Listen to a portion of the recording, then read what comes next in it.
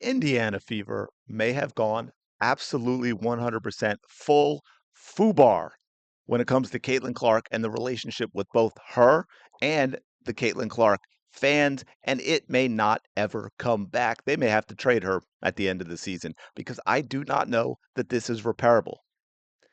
They have gone so over the top with their treatment, not just of Caitlin Clark, but of the Caitlin Clark fans. By the way, again, because there are still a whole lot of people simping and lying for the Indiana Fever, they broke the league rules. That is how bad this is. And they keep giving us different reasons. First, it was, oh, it's load management. That's what we heard from a so called Indiana Fever reporter. And then it was, oh, no, no, we're just being extra cautious. She's not hurt, but her back is bothering her, so we're going to keep her out. Interestingly, it happens after the incidents from the previous game with the grabbing and the arguing and so forth. It also happens when they're playing a team that they know they can blow out even without Caitlin Clark to make a statement.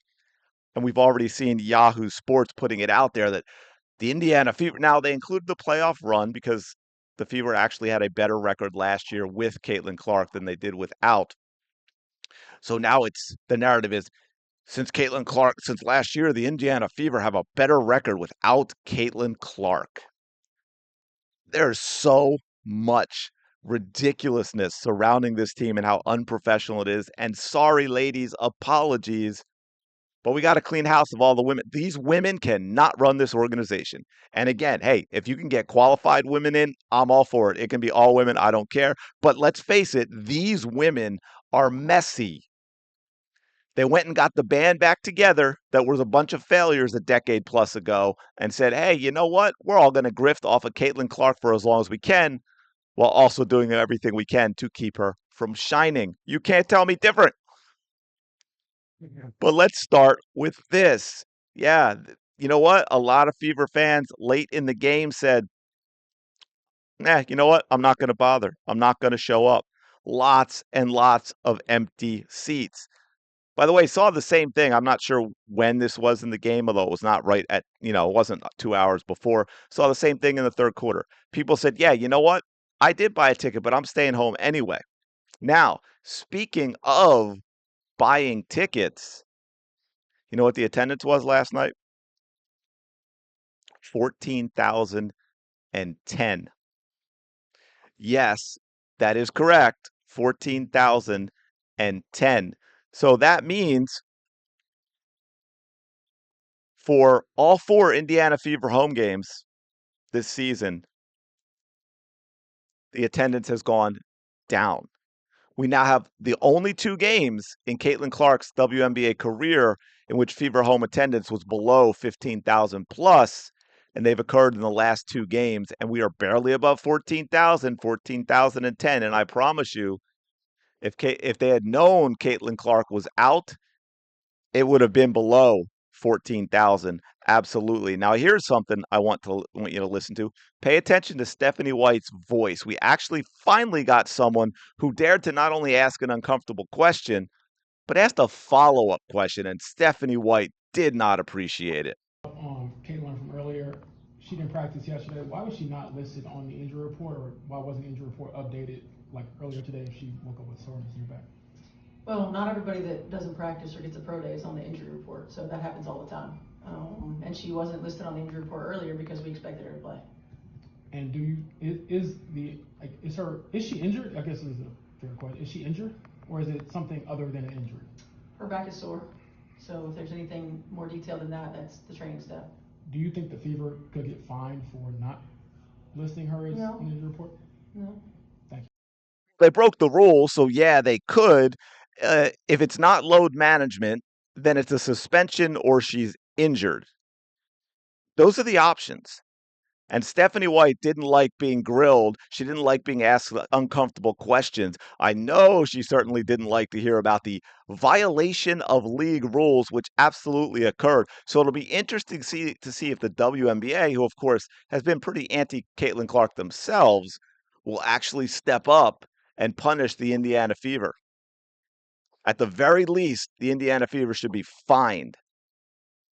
Oh, by the way, Listen to this. This is another one. Listen very, very closely because we have someone and this is what I can't stand, right? Your job is there to report. It's to find stories. It's to report on things. It's not to go on Twitter all damn day and attack the actual fans and simp for the organization. That is not your job. Now, here we get someone asking a question and saying, "Oh, don't worry, Steph. I'm not going to ask you about Caitlin Clark." Freaking clown world. I have a question about fouling, so not Cailin. Yeah. Thank you. But Did you catch that?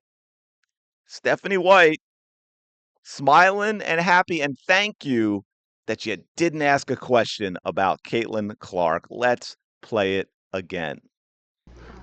I have a question about fouling, so not Cailin. Yeah. Thank you. But Are you kidding me? This is disgusting. Caitlin Clark has got to leave this team. She needs to go. Enough is enough. They cannot continue to do this. This cannot continue to go on like this. I promise you, Slurp FC, there are far more Caitlin Clark fans who are fed up, done with, disgruntled, disgusted with the Indiana Fever, and like, I'm out. When it comes to games, I'm out. They'll buy Wilson basketballs. They'll buy Caitlin's Nike shoe when it finally drops next century. But they're out on the Indiana Fever. I don't know how attendance doesn't show you that. In 4 home games, they've gone from 17,000 plus to 14,010, and it's declined every single game.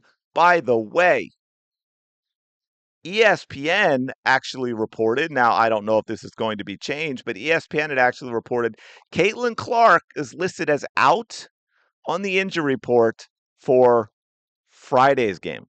The Friday's game against Golden State Valkyries. She is listed as out, or at least she was last night, but I got a screenshot. Out for Friday's game. So again, that goes back to all of the nonsense, load management, suspension, real serious injury. It certainly does not seem like she just magically got sore at the last minute. And by the way, to follow up again and go back, why was she not practicing? Why was she not practicing? Right? If this happened, if this was after, why was she not practicing before? Anyone? Any Fever reporters want to dig into that? I'd be happy to ask Stephanie White. I'd be happy to ask Amber Cox. You would have a completely different narrative around this team and Caitlin Clark if I was asking the questions. I'm just saying it would be a lot more professional and there would be a lot more accountability. But I got another one for you. Speaking of that, let's listen to Stephanie White being asked about the whole thing with Caitlin Clark being ruled out at the last minute. Steph, when did you guys find out that Cailin would not be able to play today? About 5 o'clock. Did she say that there was pain? How did that all kind of come to pass? Just woke up with some stiffness and some soreness, and we like to see again, like I always say, like how do you respond after a workout? Is it for us, it's not the time to take a chance. We just really want to be cautious. Do you know if there's any concern beyond today? No. Well, ESPN had her out for Friday, so there might be a little concern. But I want you to listen. I'm just going to play the very beginning again. Listen to when Stephanie White says she found out. Steph, when did you guys find out that Cailin would not be able to play today? About 5 o'clock.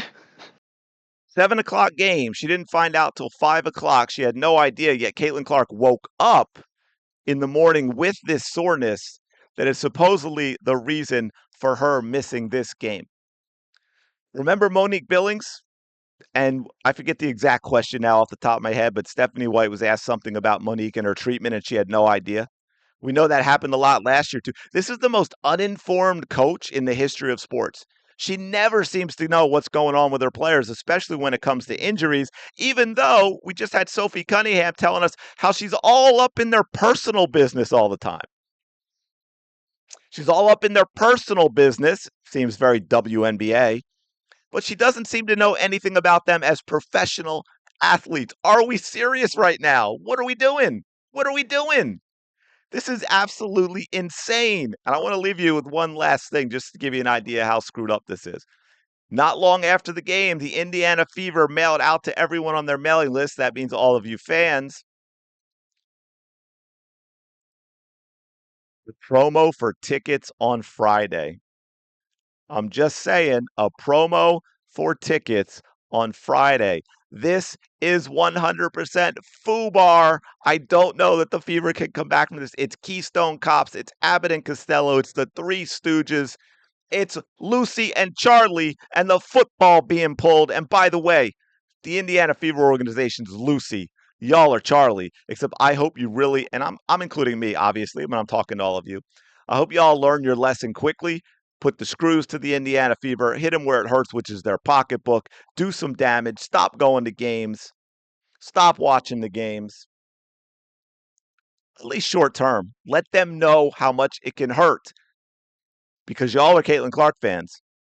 Just saying. Let me know your thoughts in the comments below. As always, like, comment, subscribe. Truly, truly do appreciate it.